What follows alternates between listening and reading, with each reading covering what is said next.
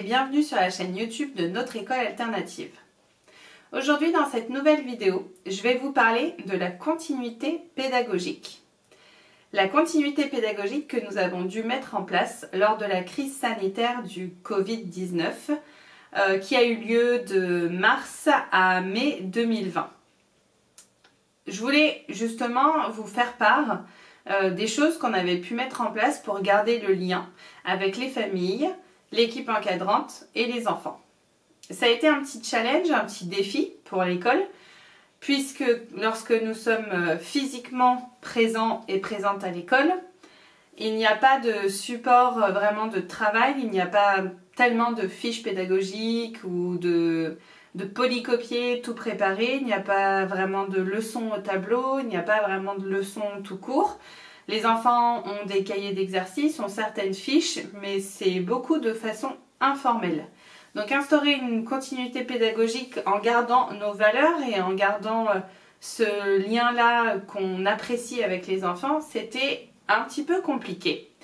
Nous nous sommes donc réunis avec l'équipe encadrante pour voir un petit peu comment nous allions faire ça. Au début, nous avons laissé passer les 2 premières semaines de confinement pour voir un petit peu ce que ça allait donner. Nous ne savions pas trop jusqu'où ça allait nous mener.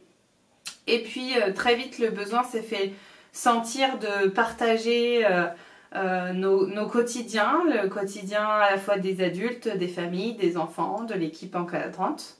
Nous avons donc décidé de créer un blog sur lequel les enfants pourraient poster tous les jours, ou une fois par semaine, ou une fois tous les 15 jours, un article en y insérant pourquoi pas des photos, et nous montrer un petit peu ce qu'ils faisaient tout au long de leur journée. Le blog, ça n'a pas été une franche réussite parce qu'il y avait des familles qui avaient des problèmes de connexion. C'était pas toujours facile pour y aller, il fallait retrouver un lien. Et pour télécharger des photos, pour animer un petit peu le blog, animer un petit peu son article, c'était pas forcément évident et pas forcément très intuitif. Donc on a vite compris que c'était pas l'idéal en voyant que les articles mettaient du temps à venir et que finalement c'était plus l'équipe éducative qui nourrissait le blog. Nous nous sommes donc réunis pour nous demander un petit peu par quelle voie passer, par quel biais rester en lien avec les familles et les enfants. Les parents s'étaient déjà créé un groupe WhatsApp, parents d'élèves, pour discuter entre eux, et ce groupe était très riche lors de ce début de confinement. Les parents s'envoyaient énormément de photos, de vidéos, de moments de leur vie quotidienne de confinés sur ce groupe-là. Nous nous sommes donc dit, alors peut-être que WhatsApp est un bon moyen pour les parents, plus intuitif, où ils peuvent directement envoyer leurs vidéos, leurs photos et leurs messages. Nous avons donc créé un groupe WhatsApp que nous avons renommé Notre École Virtuelle. Et sur ce groupe, on a pu échanger énormément de photos, énormément de vidéos. Et nous avons aussi mis en place, juste après ce groupe, un système de défis. Voilà, quand on a vu que le confinement allait se prolonger, on s'est dit que ce serait quand même bien d'instaurer une certaine continuité pédagogique, mais sans pour autant envoyer des tonnes de leçons ou des tonnes de polycopiés aux enfants.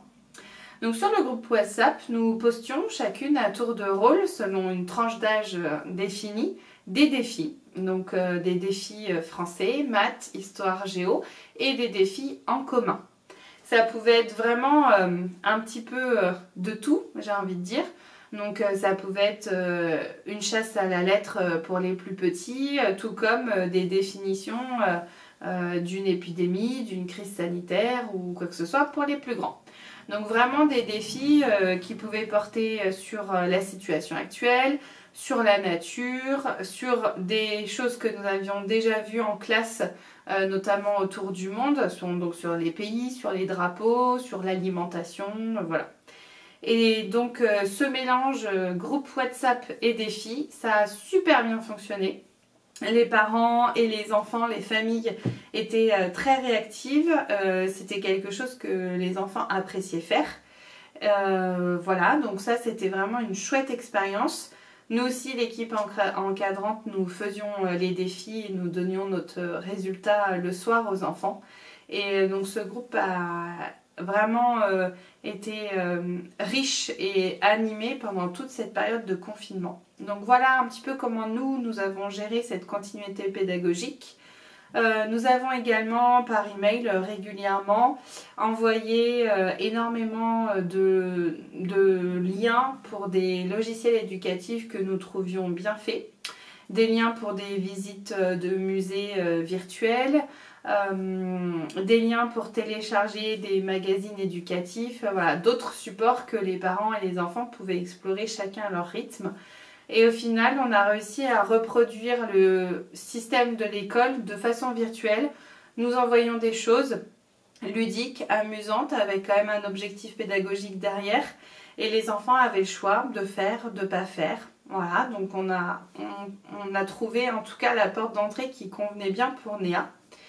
Et pour la petite anecdote, lors des vacances de printemps, où nous étions toujours confinés, nous avons demandé aux enfants de défier l'équipe éducative. Donc tous les jours, 3 enfants nous envoyaient des défis et c'était vraiment super agréable de voir qu'ils se prêtaient énormément au jeu. Il y avait beaucoup de mimétisme. Et d'autres enfants répondaient aussi aux défis, donc c'est quelque chose qui marche très bien en tout cas. Et c'est pas du tout le défi dans le sens compétition, c'est vraiment plus le challenge qu'on se donne à soi-même de faire et la liberté de ne pas faire aussi, il n'y a pas de problème là-dessus. Et vu que c'est une bonne porte d'entrée, nous pensons garder ça pour proposer de temps en temps des petites journées défis à l'école. Donc voilà, petite explication de la gestion de la continuité pédagogique dans une école alternative. Ça a été la question pour beaucoup de créateurs et directeurs d'écoles alternatives. Voilà comment nous avons essayé de gérer pour le mieux. Donc je vous retrouve bientôt pour une nouvelle vidéo. En attendant, n'hésitez pas à vous abonner à la chaîne de Néa et à activer les notifications pour savoir dès qu'une vidéo arrive sur YouTube. À très vite, au revoir!